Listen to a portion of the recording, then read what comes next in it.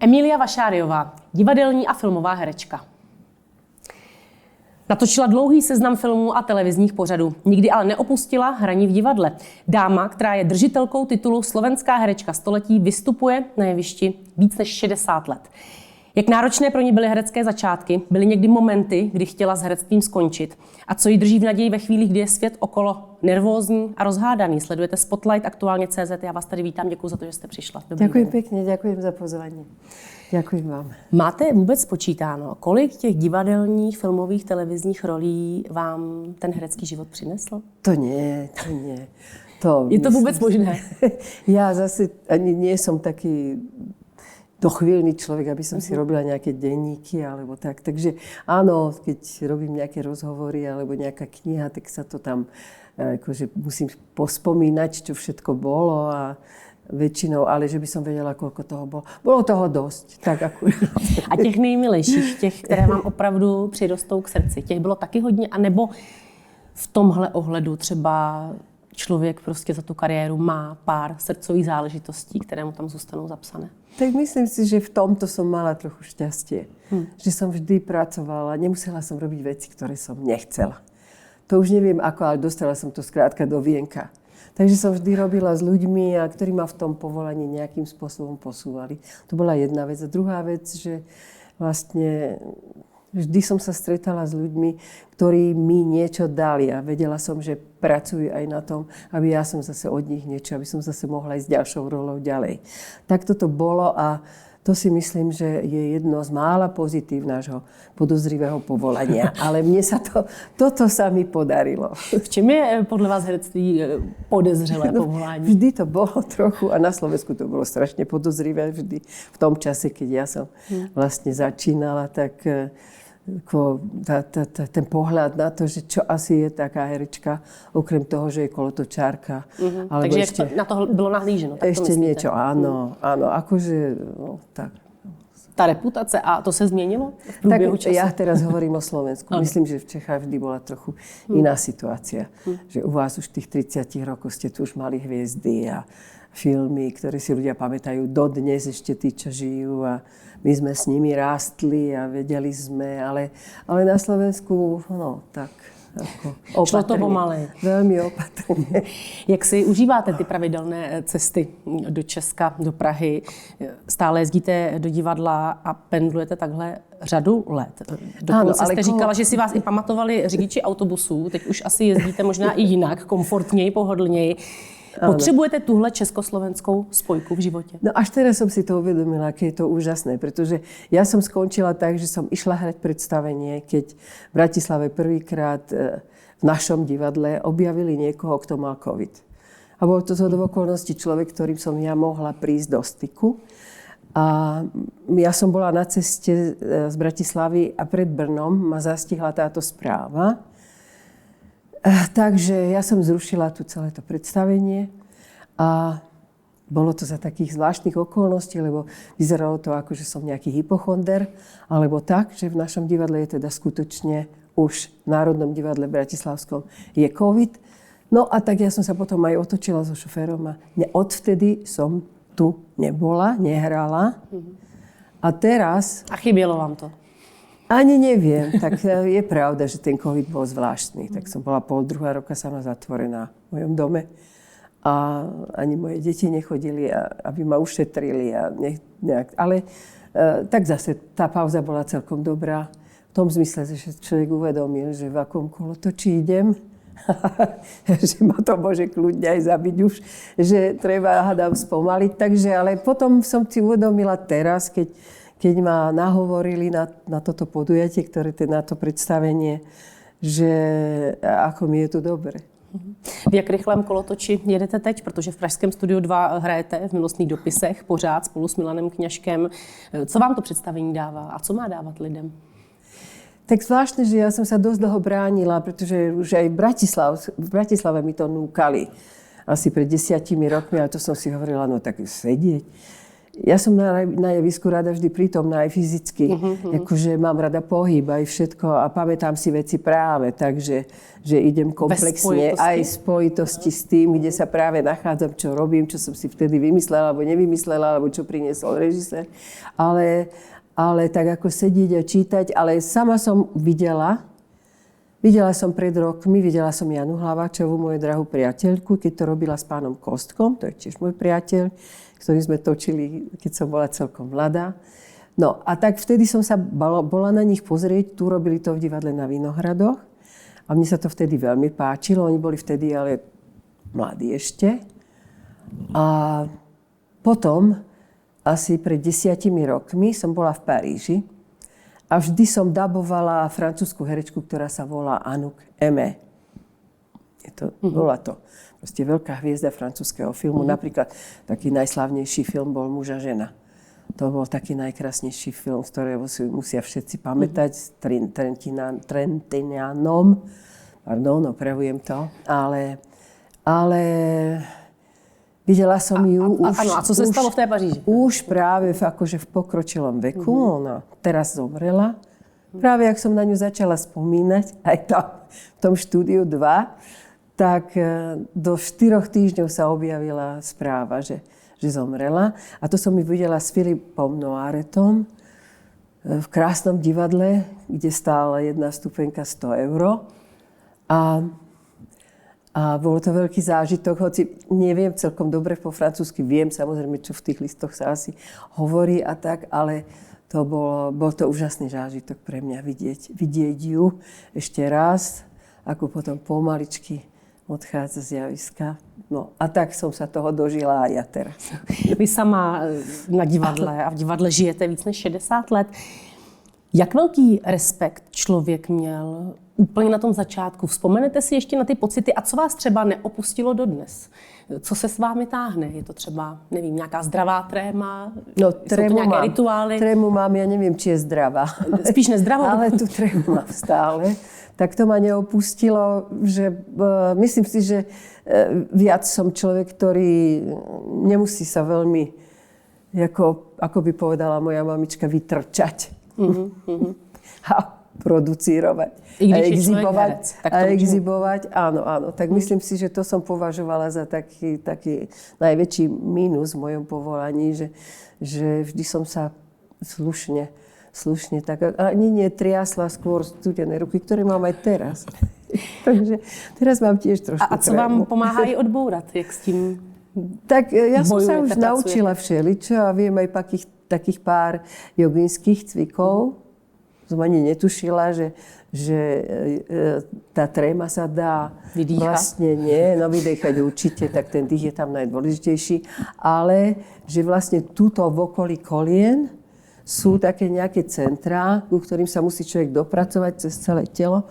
A videla som, že mi to pomáha, ale to mi poradila veľmi skúsená, nie herečka, ale skúsená. A funguje to? Taká psychoterapeutka, alebo tak. A funguje to? Ale tak ja si myslím, že áno, ale u mňa už tá tréma potom už vlastne, už keď sa to všetko rozbehne na javisku, tak už si viem, že si nepomôžem a to zmizne pomaličky. Co vás semklo s divadlem, když jste úspěšně prošla konkurzem do Slovenského národního divadla, naskoušela jste Ofélii? Byla to potom už láska na celý život, nebo ta cesta byla pro vás delší? Tá cesta bola dosť dlhá, pretože ja som to herectvo nechcela študovať. Čiže ja som sa tam dostala takou prinútenou náhodou v tom zmysle, že keďže som nemala kádrový posudok, ktorý by mi dovolil študovať na vysokých školách, chcela som ísť do Prahy, chcela som tu študovať. To som si všetko naplánovala ako 17-ročná. My sme vtedy 17-roční maturovali už. No, takže všetko sa zrútilo. Tak zostala táto možnosť, že keď sa stane, že mi súdruhovia nedovolia zmaturovať, tak vlastne môžem ísť na talentové skúšky. Tak ste to riskla. No, tak toto vymyslel môj drahý otec. Ja nie. On to tak vymyslel a povedal, že treba sa dostať z toho malého prostredia, kde sme žili v meste Banská Štiavnica. A povedala, no tak budeš tam rok a potom prestúpiš na nejakú inú školu. Takže takto som ja začínala. Aj keď som prišla do divadla, tak som nechcela mať ani svoju skrinku, ani svoje miesto. Nič. Jakože stále som si hovorila, tak ja už zase odídem. Že to je na chvíli. Tak takto to bylo chvíli, áno. Byly taky někdy momenty nebo chvíle, kdy jste chtěla od herectví úplně utéct? Áno, niekoľkokrát. A kdy to přicházelo? V jakých No tak vlnách? to je veľmi nešťastné povolanie pre ženy. Je to veľká oběť? No nevedela som si predstaviť, že budem bez rodiny. Poznala som veľmi veľa herečiek, ktoré práve akože umeniu obetovali svoj život. Aj tu v Čechách, aj na Slovensku, ale to nebol môj cieľ. Jako nechcela som sa dostať do toho stavu, že potom sú to veľmi nešťastné osudy už v tej starobe a tak ďalej. Tak tomuto som sa veľmi bránila a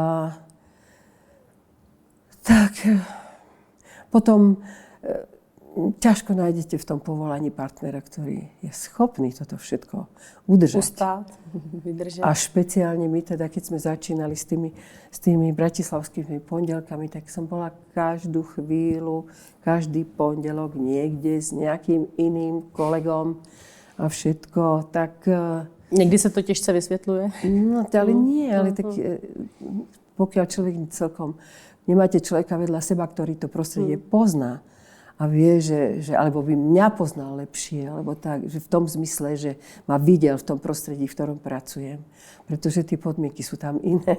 A tak je to taký laický pohľad, že samozrejme koľkokrát aj v tých strašných bulvároch, čo teraz sú, ale vždy to bolo tak, že keď som dlhšie s nejakým kolegom hrála párkrát za sebou opakovane, tak už vznikli fámy, že aha, oni sú asi a keby toto, tak ľudia nám držali veľmi palce. Naučí se tohle člověk sám časem třeba ignorovat? Ty nepravdy no, a ten áno, bulvár, tak to sa nedá nejako. Nie, inak sa to nedá. Nedá vydržet. Nie, ale veď to sú všetko, to sú mnohé veci aj teraz v tých bulvároch. Ja sa čudujem, vyjde so mnou rozhovor, ktorý som nikdy v živote nerobila. Má smysl se proti tomu bránit? Tak párkrát som sa bránila, áno. Aj sa mi podarilo. Jste hodně vybíravá v tom, komu kývnete na roli. Co vás musí přesvědčit, abyste řekla, tohle divadlo chci hrát, v tomhle filmu chci hrát? V divadle si to nemôžem dovoliť, keď som zamestnaná, väčšinou teda. Teraz už áno, už možno by som mohla povedať, že nie, ale predtým to nebolo. To patrí do divadelného poriadku, že nemôžete z ničoho nič povedať, keď vás niekto obsadí, že ja v tom hrať nebudem. To nie. To je zmluvne zabezpečené tým, že som tam zamestnaná. Ale vo filme som si vždy zvažovala a vyberala. A mala som šťastie, že som sa stretla naozaj s úžasnými ľuďmi. Ja sa musím napiť trochu vody, lebo sa mi ťažko hovorí. Napijte se. Patří v téhle době už k televizní tradici, že bez pelíšků by prostě možná nebyly ani Vánoce. Je to pro vás už odžitý herecký příběh, anebo i vás osobně se pelíšky dotkly víc než třeba některé jiné filmy? No tak bolo to milé stretnutie. Ja som tu hrála vtedy predstavenia a prišiel za mnou pán Hřebejk a bol to celkom mladý chlapec. Oni tak začínali tiež, akože vedeli sme, že nemajú peniaze. A mne sa ten scenár tak strašne páčil, že som povedal, že ja to budem robiť aj zadarmo, že mne to je úplne jedno. Takže už ten scenár ma oslovil a potom, keď som videla, koľko milých ľudí je tam, mojich kolegov, a všetko možné, tak som bola vlastne šťastná, že som do toho šla a že to tak dopadlo, ako to dopadlo. Ale to nikto s tým nerátal, že by sa to hralo ešte, ja neviem koľko je to, už vôbec netuším, kedy sme to robili, ale podľa mňa to pomaličky už bude aj 18-20 rokov. A jaký tedy máte vy vztah k tomu filmu? Mám svojím spôsobom, pretože samozrejme, že pán Hřebejk už nezažil ten 68 rok. Oni všetci boli ešte strašne mladí. Takže my sme to skúšali veľmi poctivo. Stretávali sme sa obidva týmy teda na hraniciach moravských v takom jednom príjemnom zariadení. No a tam sme rozprávali tie príbehy. Potom on chcel vidieť napríklad, ako bola v tom čase oblečená moja maminka. Ja som tam presne oblečená ako ona. Doniesla som niekoľko jej fotografií a Katarína Holá, milá Katka, tak tá vlastne si zobrala A ešte aj tá kamera na tom, čo mám tu, tak je presne tá mamičkina, ja som ju už nemala. A zase musela som doniesť fotografiu môjho otca, keď maturoval. A tam toto sa nechalo, ten celý spodok a dala sa tam Jiřího Kodeta hlava a tak ďalej. Ale rozprávali sme príbehy a pre mňa je, ja to pozerám tiež, niekedy ešte si to pozriem, ale pre mňa je jedna z najťažších scén, je tam tá, keď moja dcéra, tá Jindřiška, jak sedí tam v tej skrini. To je môj príbeh. U toho ja pláčem. Ale to je môj príbeh. Pretože maminka moja zomrela tiež tak náhle nejako a nemohla som sa s ňou rozlúčiť a hľadala som nejaké veci, čo bolo treba. A úplne zúfala som sedela v jej byte. A moja mama mala krásnu, voňavú, takú. Napríklad to, čo mám na sebe oblečené aj v posteli, tak to sú všetko tak, ako bola moja mama. A potom okrem toho tá skriňa, ktorú som, keď som otvorila s takým hodvábnym papierom a hľadala som niečo. A nič. A hovorila som si, musí sa niečo stať. Ja proste to tam musím nájsť. Vedela som, že tam je nejaký doklad, ktorý som potrebovala. Lebo to mi tak raz maminka povedala, že to tam niekde schovala. No a tak už úplne zúfala a som si sadla do tej skrine. A tak som si nechala, aby mi tie jej nádherné, hodvábne, krásne šaty aj všetko. Takže tú scénu to je ste moja potom navrhla panu Hřebejkovi, to som porozprávala. Vy mu v podstate vytvořila. Áno. Tak tam na to, keď idú pelišky, na to sa vždy pozriem a plačem samozrejme. Jak bude navždy právě tahle éra, dny okupace a to, co přišlo po ní, zapsaná ve vaší paměti, ve vašem životě?